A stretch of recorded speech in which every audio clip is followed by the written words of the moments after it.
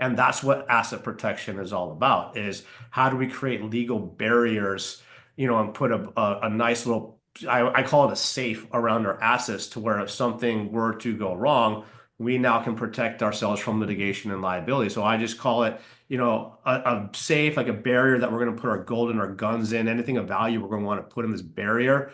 And the key word is just before it's needed. We can't be doing this stuff when we're in the rabbit hole already getting sued. Welcome to the Business Ownership Podcast, brought to you by Awareness Strategies, helping you navigate the waters between entrepreneurship and ownership. Hey there, peeps. This is Michelle Nevelek, and I'm super glad that you're here with us today because I'm here with my most amazing guest, Brian. Brian, thank you so much for being here with us today. Absolutely, Michelle. Thanks for having me on. And it's going to be, a lot of fun. It's going to be a good show. And there's a lot to kind of go over and myth bust of the world of the crazy word asset protection and how to kind of protect and keep what we build and got. Absolutely will. So give everybody the highlight of who you are and what you do for business. Yeah, so like as you kind of said, I am Brian Bradley. I'm an asset protection attorney, is kind of what I specialize in. Senior managing partner of Bradley Legal Corp, and we represent clients nationally, and we're protecting over about a little bit more than 5 billion worth of assets now. And wrote a book on asset protection, which is kind of the horn book of it, and became a #1 best-selling book called Overexposed. And I got into this world of asset protection just coming out of law school, became a really big known trial lawyer, but I just got tired of seeing clients just being taken by the legal system and having, fraudulent cases or people just coming for money grabs, coming after them. And after a while, I was like, okay, how do I get ahead of this? Like, how can my clients prevent this, or at least if they are getting sued, how do we minimize the damages? And so I started just researching on myself, like as a trial lawyer, what would I not want to combat in court? And even if I do win, like how would my clients not get paid, on the plaintiff side? And just started working with the top firms of different strategies with that, and sort of went through the weed work of what works, what really is a bunch of BS and smokescreen. And then as an investor myself, like I like money, I like investing, I like finances, I like taxes, I like law. And I kind of just fell in love with this area of law and just merged it into my practice 100%. And that's how I kind of got into this world of, asset protection and finances, because I wasn't really happy always going into court, because I felt like I wasn't here to just argue a bunch of dumb cases on meaningless stuff in court. I'd rather help people where it's meaningful in their lives and affects their bottom line. I haven't heard too many people say I love taxes, but hey, if you're willing to go there, we're willing to take it on. Well, like, yeah, I started getting into it. Like, as you start making money and you're trying to figure out what to do with your money and you create a business, like the tax code becomes your friend. And then I started reading, really good books on it, and like a lot, became obsessed with like a Robert Kiyosaki series. And this one book read it as like the tax code is not about how to lose your money. It's written mainly about 85% of it on how to keep your money, and just look at it as a treasure map. And I'm like, oh my God, like her real brain just blew up. And I was like, okay, great. So the more we understand this, the more it's actually going to tell me what to do with my money and how to invest, and I get to keep it. And so when I looked at it like that way, I just changed my perspective of it. I actually enjoyed it. Love it. So let's talk about first that kind of wheel of I got to go out, make it. I got to go and protect it. I got to go invest it. I got to go grow it. I gotta, like Yeah. that. And then people find themselves on that wheel. What do you see as the spokes of that kind of? Is there something that you need to be doing first, or at least thinking about first? Where do you put all of those? I think it goes on a couple sides of it. Like as you're going, we also have to create the asset protection plan, which we can break down kind of what that is afterwards. But as we're business owners, especially from the business side of things, like there's a lot of things that I didn't realize that I needed to do just as a business owner. And one of them would be like it's part of adulting, even like getting married and having kids, with like the life insurance side of things. And once I was getting married, and then like I got divorced, had kids, then got remarried, and then we are going through like the prenup stuff. And my now wife's attorney on her prenup side, she's like, "Hey, like, does your husband even have life insurance?" I was like, "No, I don't have it." And she's like, "Here's a 40-year-old attorney with two kids who doesn't have any life insurance." And she's like, "Just as an adulting side of this, like, we need to you need to think about this." So when I did that, I started, really getting into the financial side, but I realized how beneficial it can be for a business owner as well, especially if we own them ourselves, like, small business owners and stuff like that. There's a lot that we need to, that we can utilize, like life insurance, cash value life insurance for, and I can just go over like a quick top four if you want me to, like how I utilize them and see them like in the legal side and the business side of it. Yeah, absolutely. Because I think it's got a huge area of contingency, and people really don't understand how to use it to their advantage, and why, in some cases, some are awesome and they suck in others, but you flip them on their head and, it's miraculous here and not there. So, yes, absolutely. Yeah. Please do. So one is like you want to, you may want to sell your business eventually down the line, right? Like we create this business, we're grinding, we're working so hard. It's a small business. So, how can you successfully sell your interest in the business during your lifetime, or at your death to a family member or a coworker or some third party, right? Like the question then is, how can life insurance help? Well, death benefits can provide funds to purchase your business's interest at death. So the cash value that builds up acts as a tax deferred fund for purposes of like purchasing your business interest during your lifetime. And so life insurance is very important for buy sell funding and agreements. Another one is that, let's say your business is high. This is probably one of the most common ones. It's highly dependent on one of your like key employees. It's pretty common. And then, how can insurance then continue the success of your business throughout this transition of them, like either leaving, or let's say they get in a catastrophic accident and they die or just can't work anymore there. So how can you make sure your business continues to be successful if you lose a key employee? Well, the cash value can then be used to, informally fund an executive benefit plan to help you retain that key employee, and because they're like, essential to the continued success of your business. And so the death benefits can also provide funds to help your business recover from the death of that key employee or the partner. And this is huge. And this, I actually have personal experience with this. There was a law firm that I associated with back in the day when I was a young attorney just starting out. And the firm was fully dependent on one of the main partners. And he had a sudden heart attack out of nowhere and collapsed and died in the morning in the shower. And the firm didn't have any planning or financing in place for this exact situation. And sadly, the firm had to close its doors, and all the employees were obviously let go. And a lot of them I still may, stay in contact with today, and they never economically recovered from that. And it was just devastating all around. And so this is something that companies should consider having for their executives and C-suite team or their key employees. Um, Another one is like the death benefits can provide funds to pay off business debt, and that can help you become more like, financially secure. And this final one that I like it for is another big one for small business owners who are self-employed. You want to make sure that you have a comfortable retirement, right? So we work hard for a reason. So how can you secure a retirement that's going to be less dependent on like the continued success of the business and always having to be there forever? Well, again, the cash value can provide a potential source of supplemental retirement income so that then you and your family aren't as dependent on the business for retirement, or those death benefits can address a shortfall in retirement for, a surviving spouse if you were to die. And then like a big one related to all of this is it can provide for family members and kids who, like aren't actually involved in the family business. The death benefits can provide funds to help those kids who aren't involved in the business. And that way, all the kids are provided for and treated fairly, whether they're involved in the family business or not. And it just completely stops the fighting. Love it. Well, and there's such great points this, because I think a lot of people really don't understand that with especially a whole life policy where you have the fund in place, that they can use it in order to make that position more attractive as an employee. Like you mentioned, having it pay for the benefits for them just to make sense, that because then you have an option to be able to create unique plans for your key personnel.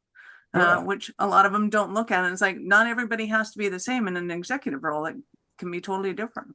Yeah, and sadly, when it comes like the business side of things, just like the personal life side of things with estate plans or the asset protection side of things, people generally don't want to think about and look at the negative side of things because we think we're perfect and we're not fallible, and we kick the can down the road until the bad thing happens, and that's when it's all too late to do this stuff. Like, okay, I can't get insurance. after a fire to cover the fire. I can't create an asset protection plan after I'm getting sued. I can't go at a certain point in time, go and get like cash value life insurance to cover the things I'm looking for if it wasn't in place and accumulating and compounding over time. And so we really need to think about these things early before we need them so that if these things happen, which law of probability is going to potentially, especially if our assets grow or we're in business long enough, now we have the resources in play and the tools in place like a contractor to pull them out of the toolbox when we need them because we thought about it beforehand. Well, and your specialty too, as I understand, is that whole asset protection and the legal aspects of it. And I know there's chaos and mayhem going on Yeah. around the world when it comes to the entrepreneurial business and being able to take money out of the company when you go to retire, when you're selling that asset to somebody else. So talk to me kind of about and legal, all the discretion. This is at the time of the recording and blah, blah, blah. But what kind of problems are people facing that they don't really understand that in a business, when they go to sell that company, what do they have to have in place in order to be able to take the money out that they wanted and they thought it would be worth and all that kind of fun stuff, Yeah, especially when it I comes think to it's more asset like protection. I think a lot of people just don't realize it's more important to realize like what it is that you can even get sued from or what can happen from the business Too. side of things because we're in business and we're trying to grow and bustle and hustle and people don't realize, well, why do I even need to do asset protection, like I'm not getting sued yet? And it's like, well, deals Yeah. can fall apart, partnerships can fall apart, and when partnerships fall apart, what happens? Everybody starts suing each other. If you have employees, what about, like, I used to do lots of employment law, like plaintiff side stuff, and it was just easy pickings and employee discrimination, harassment, like all of, wage and hour claims. There are so many ways if you're a business owner with employees that you can be getting sued. And it's even worse now. I stopped doing employment law cases about 6 years ago, and it's just gotten accelerated even more, like pedal to the metal. My wife works in HR for a big energy company, and this is all that they deal with is just employment related, like litigation and issues.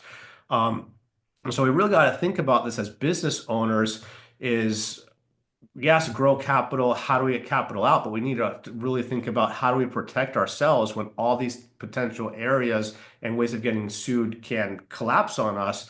And that's what asset protection is all about, is how do we create legal barriers, and put a nice little, I call it a safe around our assets to where if something were to go wrong, we now can protect ourselves from litigation and liability. So I just call it a safe, like a barrier that we're going to put our gold and our guns in, anything of value, we're going to want to put in this barrier. And the key word is just before it's needed. We can't be doing this stuff when we're in the rabbit hole already getting sued. Absolutely. So are there any companies when it comes to this idea and breaking down businesses into different entities, things like that, some that need to understand it more than others? Let's put it that way. Like, Because is there any type of specific areas that this is more applicable to? yeah, like real estate investments as Oh, a thing, yeah, or as I yeah, don't know, a lawn maintenance company as a yeah. thing. Which Oh, ones tend to be kind yeah. of, oh, you really need to know this and more than maybe anybody else? Yeah, I mean, obviously, you call that one of them, right? Like real estate investors. If you're starting to invest in real estate, which almost I would say a large percent of population is for self-funding their retirement or trying to generate, cash flow. Real estate is one of the most heaviest litigated areas of law that there is, and there's a lot that can go wrong with it. And so, if you're investing in properties, you definitely need to set up an asset protection plan. If you have what's called a high risk profession, like a doctor, surgeon, OBGYNs, I mean, insane liability. If you're a business owner, like entrepreneur, all that liability is going to be coming to you. If you're a promoter, your name's going to be attached to whatever it is that you're promoting. And even if it's not your project, you're the one putting your name and your face out there, you're going to get dragged into litigation and lawsuits. And construction, you mentioned, like gardeners and stuff like that. People can get injured in that. So I mean, almost any area I feel that you're going to go into, even if you don't own a business or any of that, and you're driving a car across the street and you accidentally hit somebody and you own something, you're going to be a target. And an example of this is I had they're a client now, but last year, it's a horrible, horrible story, but he called in because this created an asset protection plan. And then a week after we created the plan, because he had a bunch of property, his grandpa, who has no license, who shouldn't be driving and has some sort of medical condition, he let his unlicensed grandpa drive his car down the street. And the grandpa just plowed over a guy driving his motorcycle because he, like, grandpa shouldn't be driving. And that guy ended up getting taken away in an ambulance. And now who's getting sued? My client, who's the owner of the car, even though grandpa, was out driving the car and caused the accidents, because he's negligent for allowing, his grandpa to be using the car. And then it can go into a lot more situations like that, like a doctor client of mine who owns a rental property. He's a California doctor, owned a property in Jersey, rented it out to someone who didn't know that they were a gang member. They had a house party, a fight started, guns were pulled, someone was shot and killed inside the property. Now, who's getting sued? The doctor, because he owns the property for negligently renting it to a gang member. And so, I mean, just some of the weirdest things that you can think about, are ways that you can get sued and that are common now. Thinking, how do I get sued for your actions? But it's litigious, and you got to understand it. If you're going to do business, especially in the States, you got to understand it. It's just, Yeah, there's no way around it. our legal system's not built around justice anymore. About the 60s, that transitioned into a highly litigious society, and they kind of opened up the doors when they legislated in law firm advertising. It really just turned it into a predatory system from there. And now, like I said, I think it's more of just, lawsuits are as American as baseball and apple pie here in the States now. Pretty much, yeah. So we've covered kind of the insurance aspect of it, the entity side of it. Are there any other aspects that people need to be aware of when it Yeah. comes to their business and going, you need these things in place? You Yeah, can't I would just say say, one is one of the massive misconceptions and why we need to layer our asset protection plans is just the misconception that I have this LLC and I'm good. Like that was never how they were created or they were intended to. And I think over the last 3 years, you're starting to see these misconceptions of salesmen promoters coming into like different financial groups and just saying, "Hey, create a Wyoming or Delaware LLC and forget about it. You can ignore the lawsuit and never be sued." And that's just completely not accurate and true. But people aren't having lawyers actually come in and explain, like, no, there's jurisdiction, like the laws have to apply, like how you even enter into a court. And so we have to remember that LLCs began in the 70s with the goal of blending the elements of corporations and partnerships without the downside of double taxation. So asset protection was never actually the end goal of LLC. So by nature, they aren't the strongest strategy, and they tell us this straight up in their name, right? Like limited. They never actually hide that fact from us. So it shouldn't be a shock to us. And so an example I use of this is, let's say, because we were talking about real estate investing, so it's a really easy analogy to understand. And I love picking on California just because I used to practice in California a lot. So let's say, for example, it's California real estate that you own, and you're a California resident, and you set up a Wyoming LLC, and then you go and hold a key piece of California real estate in this Wyoming LLC, and you're paying California franchise tax on this out-of-state Wyoming LLC. And what you've done is just convert your Wyoming LLC to a California LLC because you're doing business in the state of California. You're paying franchise tax in the California. You're legally required to record it in the state of California.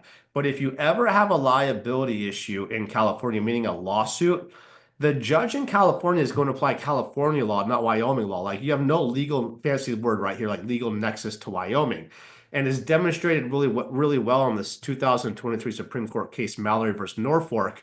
And the big takeaway of that is just saying that you're going to be um, you're going to have to face legislation within the borders that the LLC is registered to do business in, like plain and simple. So jurisdictional shopping, just jumping around and saying, "Hey, I can get better laws in Wyoming or Delaware," doesn't apply if you're in a different state, especially if we're talking about real estate. And this is the big reason why is there's a big distinction between business law and tort law. And sadly, people confuse business law and contract law with tort law and personal injury liabilities. So when, we're setting up a business, like let's say like Michelle and I want to create a business to go sell widgets, right? Yeah, we can and we should include like choice of law clauses and venue provisions. We see them in every contract that we sign. That's perfectly fine. But when we're setting up a business to, hold real estate and investments in LLCs, those are holding companies, right? They're not an actual business. So when a person gets injured on a property and they sue your LLC or they sue you for damages for wrongful doings and big fancy word like negligence, that's not a business dispute. That's a tort liability. So we're talking about wrongful acts and infringements on rights.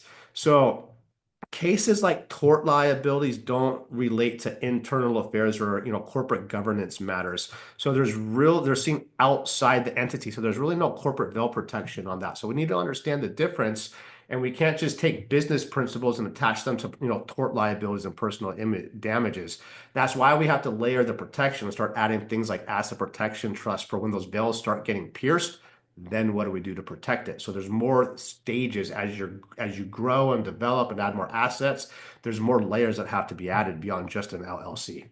Nice. And silly question, but does FERC go beyond the liability, like personal liabilities in, say if somebody has a painting company and they run a franchise and a client has an allergic reaction 3 states over, would that fall under that jurisdiction or Yeah, play? on that, it would, in that situation, I'm sure they would have some sort of venue provision, and then they bought the paint in this state, and then they would argue through like, well, hey, in the contract, it says this is the venue, you didn't have to buy the paint from us. And then that would be argued out. Well, the plaintiff was here, it was purchased here. Like it would come down to what nexus and marketing that company in whatever state had with the other state. And if they, big legal fancy word here, like intentionally availed themselves of those states' rights. So I would argue that they would because they intentionally marketed and sold the paint there and they're making a presence there. And if they can invoke those state rights, then that person can sue them in that state. So that would be the argument and how it would go out. And my argument for this is it's so easy to make what seems like a simple business decision that has ramifications litigiously that you're just like, I didn't think of that. Like I was just People like the difference between an active website versus a passive website and what you're doing and how it's relating to each state. So like if you're actively utilizing your website for people to engage in and selling something across all state lines, now you made that nexus with that state to be dragged into there. And so we, like you said, you got to think about all these really simple business decisions that when you get sued can all of a sudden pierce your veil or get you into another state. wow. That is absolutely crazy. And in a minute, I'm going to ask you about a Cinderella story of one of your clients. But before we do that, we're going to take a quick break. Are you running a business over 7 figures but still struggling with technology headaches? Pay attention, you do not want to miss this offer. This podcast episode is brought to you by Awareness Strategies, who is offering a custom-built digital adoption roadmap for anyone running a business over 7 figures who's wanting to grow their business in the next 5 years. And it's not just a roadmap, they offer full implementation as well if that scares the out of you. Check out awarenessstrategies.com/roadmap for more details today. The link's in the show's notes. Don't regret not doing this. Do it now. That's awarenessstrategies.com/roadmap. So I am super excited to hear of a Cinderella story of one of your clients. Yeah, so we got a bunch of them. Like that's the importance of doing asset protection beforehand. But one of them was about with a client who just mistimed the market and they took out a $75 million loan from a bank to do a real estate development. I believe it was in Arizona.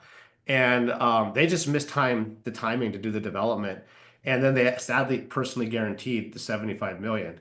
And so generally, like when you personally guarantee a massive loan like that, like you're on the hook for the whole thing. But because they had our asset protection plan with our hybrid trust, which is like the strongest trust in the world that you can get in play, we were able to decrease it down to 10 million and then spaced out over 10 years. And so it went from like a 75 million personal guarantee down to 10 million spaced out over, 1 million for 10 years. And like that was a massive win for them. And then we have a lot of other ones of like doctors getting sued for medical malpractice claims of like over coverage of like 4 million or more. And then we were able to get that to go completely away.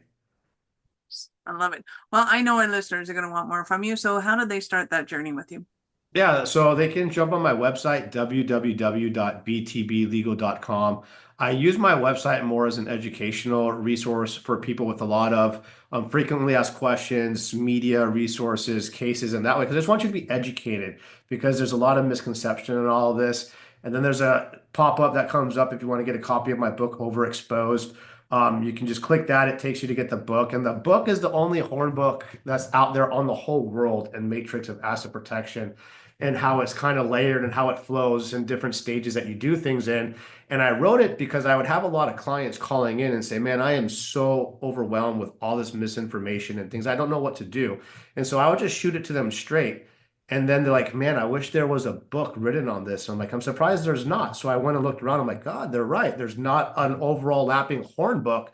It's just each individual firm pushing out their own product, saying it's the end all be all. So I just wrote the horn book for asset protection and said, here's everything from like you're a green, green horn, zero assets to 100 million more, right there, and all the different layers and stages that we go from there and the pros and cons of everything. And it just became a #1 bestseller. And that book is a great resource for people to get to just understand with. I break down cases like really simple for people to actually, when you talk to lawyers or talk to people, use the information, cite the cases, see if they have a response to you or not. Beautiful. So we will, of course, have all of your links in the show notes. So peeps, go ahead and scroll down, click on the links, and open up in a new browser because we're not finished yet. So Brian, I got to ask you, at what point in life did you know you were especially kind of crazy enough to think that you could become an entrepreneur? I was always just very tenacious and raised to do my own thing. So I think it was just always a natural progression for it. I came out of law school in 08, 09, and the economy just like completely crashed. And I was one of the young prosecutors coming in, and I was the first one let go. And even though I was like their golden child coming in, so then I went into private practice in civil law. And then I was the only one closing cases out of the whole firm. So I was paying the whole firm's bills. And because it was more of a family-run law firm, the owner of the firm said, hey, Brian, like, I hate to do this, but the holidays are coming up. And yeah, you're paying all the bills because we're not settling cases, but I want to have a happy holiday. I can't fire my son. I can't fire his wife. I can't fire my cousin. That's this person's that. That's this person's that. Like, I got to let you go. And I was like, are you kidding me? But he pulled me aside. He's like, listen, you have that magic in law and you have that entrepreneurial spirit where we came out in the Carter time creating our own firms. He's like, go be us in that time frame because you have it. Just don't go and work for another firm. Do it on your own. And so I'm like, you know what? If I'm the only one paying their bills and I'm the only one like, keeping the business going because it's not my business, I'm expendable. I'm never working for somebody ever again. And I just went on my own. For you, that is awesome. And we're glad you did. Oh, for sure.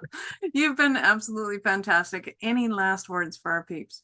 I would just say you heard from my story, like there's going to be a point in time when you get stuck in analysis paralysis and there's too much, information overload. There's not another book for you to read. Just jump in the deep end and start doing it. You're going to find you can float, then you can slowly swim, and then you'll be in the Olympics like chasing down Michael Phelps. But if you don't jump in, you're never going to get anywhere.